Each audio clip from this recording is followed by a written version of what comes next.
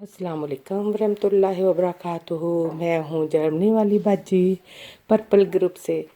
और आज हमने अफ्तारी पे किसी को इनवाइट किया हुआ है।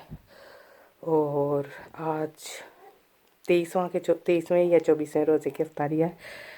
आज हैं खजूरें साथ और बीफ पुलाव है, बहुत मज़े मज़े का, टेस्टी टेस्टी। और आज घर की हमारी मैंने मेथी लगाई हुई थी, मेथी गोश्त, लैम गोश्त, मेथी और आलू के सालन के साथ, और फ्रूट चाट और मीठी नमकीन लस्सी और पानी और ज़ाफ़्ट वगैरह। सूफ़ी गाइडेंस चैनल। हैप्पी रहें, हैप्पी हैप्पी रमज़ान, खुश रहें, एक दूसरे को दुआ में याद रखें।